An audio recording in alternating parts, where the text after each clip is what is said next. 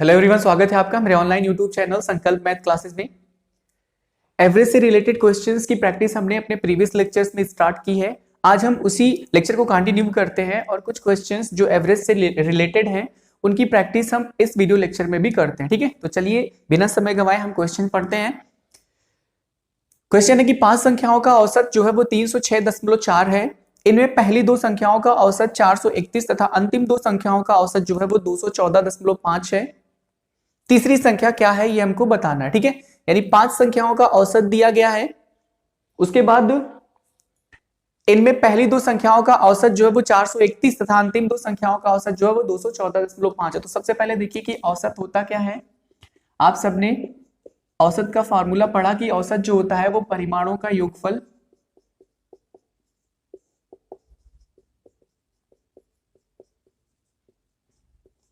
बटे परिमाणों की संख्या, यानी जितने क्वांटिटीज हैं, जितनी क्वांटिटीज है उनकी संख्या। अगर परिमाणों के योगफल में परिमाणों की संख्या से भाग कर दें तो जो परिणाम हमें मिलता है उसे हम बोलते हैं औसत। ठीक है, अब यहाँ पर एक चीज अगर आप ध्यान दें, अगर हम परिमाणों की संख्या को यहीं पर रख लें और परिमाणों का योगफल यहीं रखें और परिमाणों की संख्या को दूसरी तरफ ट्रांसपोज करें, प्रतिस्थापित करें, तो ये भाग हो रहा है, दूसरी तरफ क्या हो जाएगा, गुणा। यानी अगर इस रिलेशन को हम इस तरीके से लिखें कि परिमाणों का योगफल, तो परिमाणों का योगफल जो होगा वो बराबर होगा औसत गुणे, भाग इधर जाएगा, गुणा हो जाएगा परिमाणों की संख्या, परिमाणों की संख्या। इसका मतलब अगर हम परिमाणों की संख्या में उसके औसत से गुणा कर दें तो जो चीज हमें मिलती है वो परिमाणों का योगफल मिलता है, यानी सम ऑफ द क्वांटिटीज मिलती है। यहां देखिए 5 संख्याओं का औसत इतना दिया है, तो अगर हमें 5 संख्याओं का योगफल निकालना हो तो हम 5 में इसका क्या कर दें, गुणा। ठीक है, यानी जो औसत है उसमें परिमाणों की संख्या का गुणा कर दें, तो जो सवाल हमारा, तो उसमें हमारा हो जाएगा 5 संख्याओं का योगफल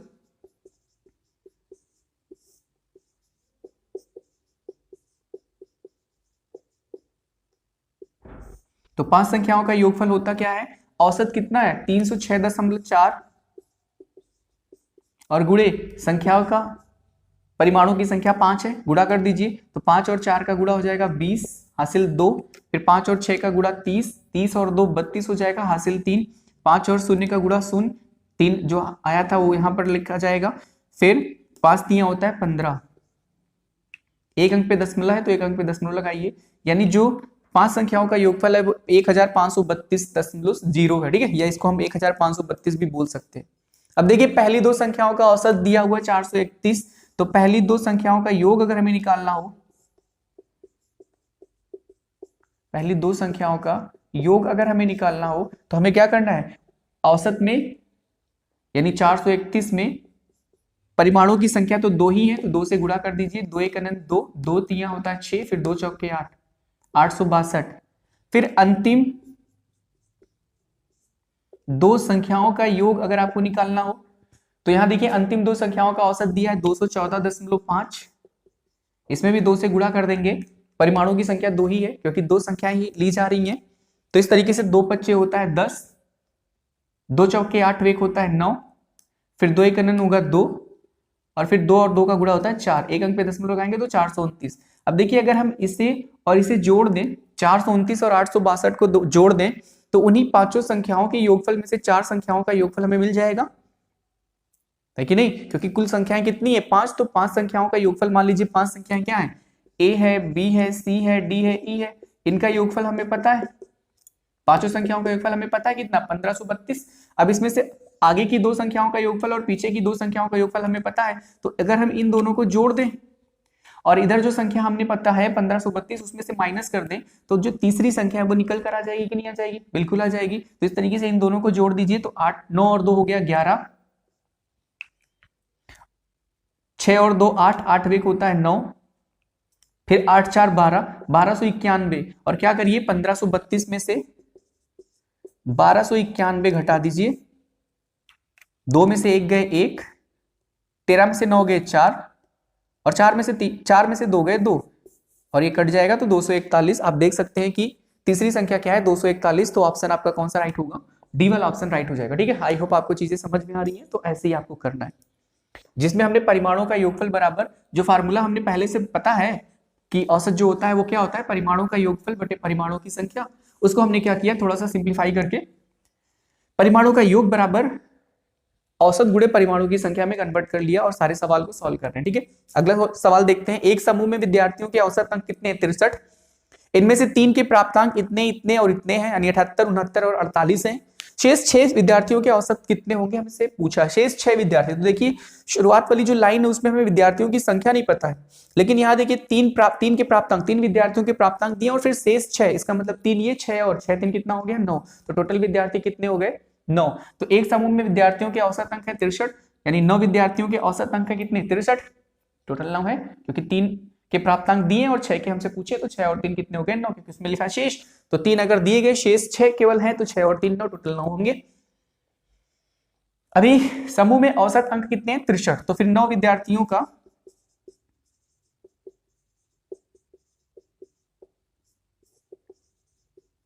कुल अंक कितना हो जाएगा। तो जब कुल अंक आएगा इसका मतलब जितने भी हैं उनका योगफल, हर किसी के अंकों का योगफल कुल अंक। तो औसत कितना है, 63, और विद्यार्थी कितने हैं, 9। गुणा कर दीजिए, तो 9 और 3 9 त्रिक होता है 27, हासिल 2, फिर 9 और 6 का गुणा होगा 54, 54, 55 और 56, यानी कि 567। ठीक है, 9 त्रिक 27, हासिल 2, 9 6 54, 54, 55 और 56। ठीक है, तो इस तरीके से कितना है, 567 कुल विद्यार्थियों का। अब देखिए इनमें से 3 के प्राप्तांक हमें पता है कितना है, 78 है। तीनों का प्राप्तांक कितना है, 78, फिर 69, फिर कितना, 48। अगर हम इन्हें जोड़ दें तो 9 8 17, 17 और 8 25, 7 6 13, 13 और 4 17, 17 और 2 19, 195। ठीक है, 9 8 17, 17 और 8 25, हासिल 2, फिर 7 2 9, 9 6 15, 15 और 4 कितना हो गया, 19। इस तरह से 195 आ गया। ये क्या है, ये 3 विद्यार्थियों का योगफल है, 3 विद्यार्थियों के अंकों का योगफल है। अब अगर हम इस कुल विद्यार्थियों के 9 विद्यार्थी हैं, तो 9 विद्यार्थियों के कुल अंकों में से अगर 3 विद्यार्थियों का कुल अंक घटा दें, 7 में से 5 गए 2, 16 में से 9 गए 7, 4 में से 1 गए 3, तो ये जो अंक मिला हमें 372, ये कितने विद्यार्थियों का होगा, 6 विद्यार्थियों का होगा कि नहीं होगा। ये 6 विद्यार्थियों का ही तो अंक है, 6 विद्यार्थियों का कुल अंक होगा कि नहीं होगा, क्योंकि हमारे पास टोटल 9 विद्यार्थी थे, 9 विद्यार्थियों का कुल अंक जो था वो 567 था। उसमें से 3 विद्यार्थियों का अंक हमें दिया गया था, उन 3 विद्यार्थियों के अंकों को हमने माइनस कर दिया, तो फिर बचा कितने विद्यार्थियों का कुल अंक, 6 विद्यार्थियों का कुल अंक हमें मिल गया। अब 6 विद्यार्थियों का कुल अंक जब हमें मिल गया, तो 6 विद्यार्थियों का ही औसत निकालना है। तो कुल अंक यानी कुल संख्या, मतलब कुल अंक का मतलब है क्या, कि हर एक विद्यार्थी के अंकों का योग ही तो कुल अंक हुआ। तो योगफल हमें पता है, योगफल में हम क्या करें, 6 से भाग कर दें, परिमाणों की संख्या से भाग कर दें, तो औसत पता चल जाएगा। इसका मतलब ये जो 372 हमें पता है, इसमें हम 6 से क्या कर दें, भाग।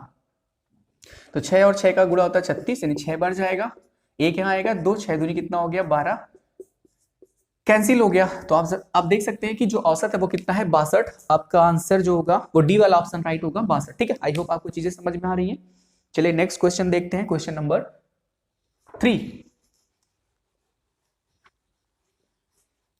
यहां देखिए लिखा है 120 छात्र, कितने छात्र दिए गए हैं, 120 छात्रों का औसत प्राप्तांक कितना है, 35। यदि उत्तीर्ण हुए छात्रों का औसत प्राप्तांक है 39 तथा अनुत्तीर्ण हुए छात्रों का औसत प्राप्तांक है 15, तो कितने छात्र उत्तीर्ण हुए, हमसे पूछा है।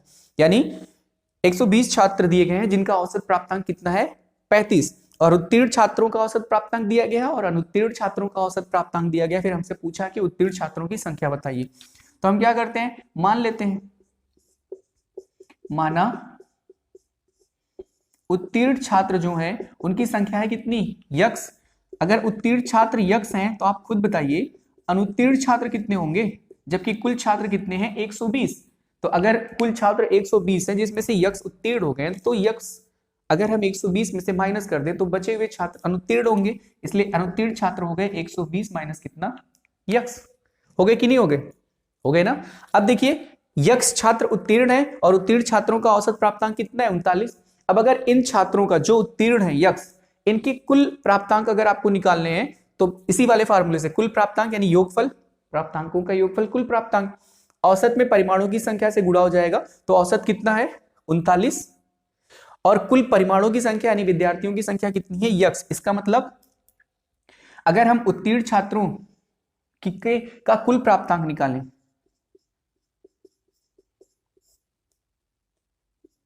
उत्तीर्ण छात्रों का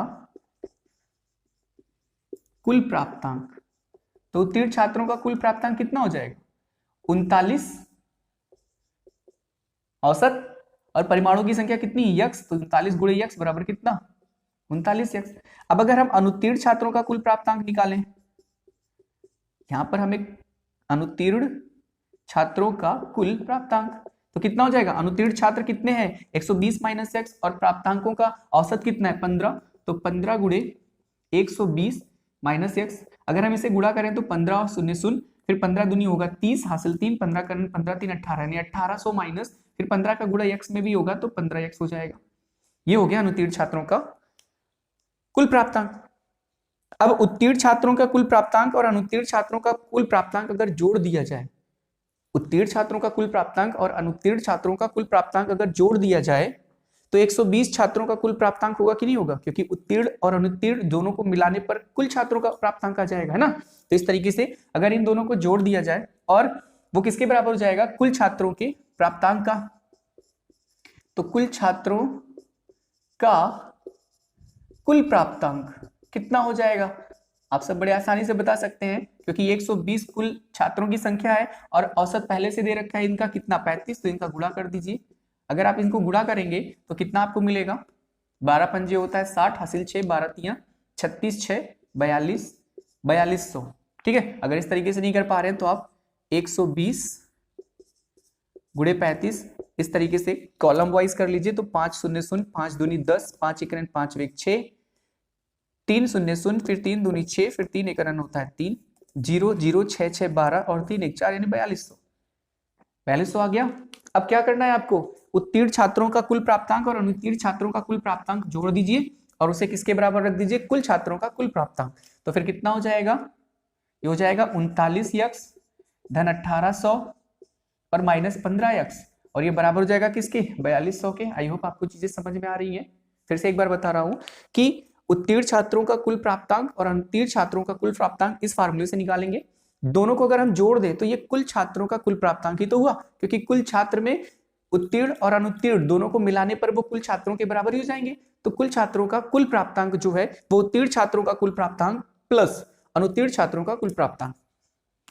अब 1800 को दूसरी तरफ भेज दीजिए, 39 एक्स में से 15 एक्स घटेगा तो 9 में से 5 गए 4, 3 में से 1 गए 2, यानी 24 एक्स बराबर 4200। ये 1800 देखिए उसके सामने प्लस है, जब बराबर के दूसरी तरफ जाएगा तो माइनस हो जाएगा, यानी माइनस 1800। ये सिंप्लीफिकेशन है, 0 में से 0 जाएगा 0, 0 में से 0 जाएगा 0, 12 में से 8 जाएगा 4, और यहाँ बचा 3 में से 1 गए 2। अब देखिए 24 एक्स यहाँ पर है